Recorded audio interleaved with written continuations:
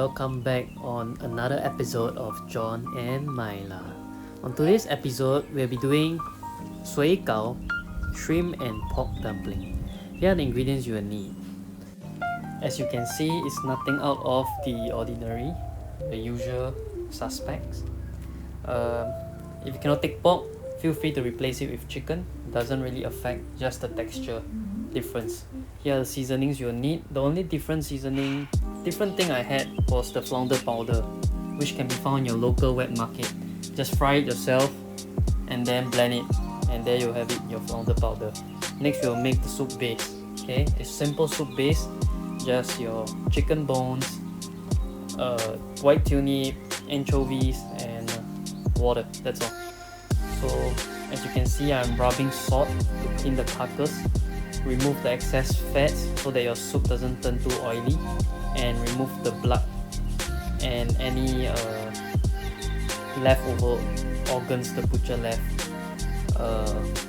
and blanch it with hot water to remove the scums, as you can see. Next we'll be rinsing the anchovies, or in local context, ikan bilis, to remove the excess salt. Just place it in a pot. Next, just slice your turnip into large size chunks before placing it in a pot, and then just add in your water and turn up the heat. As simple as that. Just make sure that you cook this for at least 1 hour 30 minutes so that the flavors can be extracted. And if there's any scum, feel free to scoop it up, but unlike me, usually after you blanch the chicken. Next we'll be moving on to the preparation for the dumpling filling. Start off by slicing some spring onions. Half of them I'll probably use it for the garnish of the soup.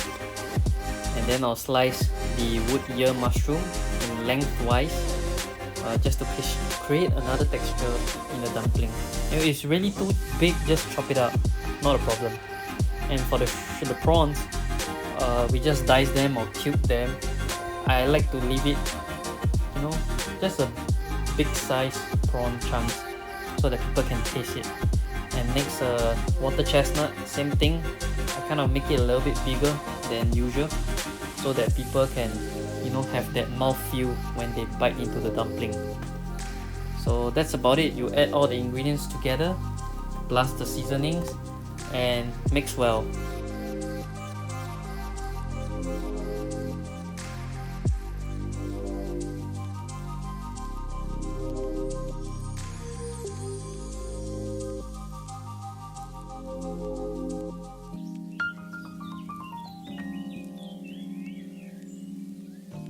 The crucial step in this recipe is adding an egg and cornstarch, as it fills up the gap between the ingredients in the filling. This will result in a smoother filling, and it prevents it from drying out. Next, you just need to put the filling in a wonton wrap and press it down.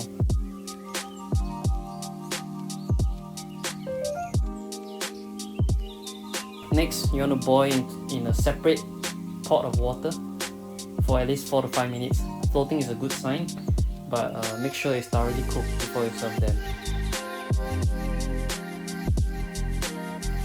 Once it's done, just put them in a bowl and coat them with oil to prevent them from sticking. You can use any oil of your choice. I just happen to have some garlic oil. Next, remember to season the soup. Add salt and fish sauce as needed, and add greens. Usually the greens that is used for the wonton soup or soy sauce is chai sim. And there you go, our soy sauce or shrimp and pork dumpling soup that you can find in your local hawker stores.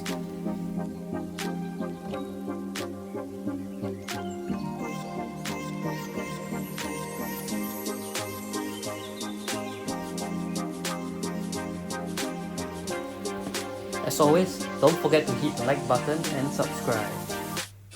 Once again, thank you for watching. See you next week.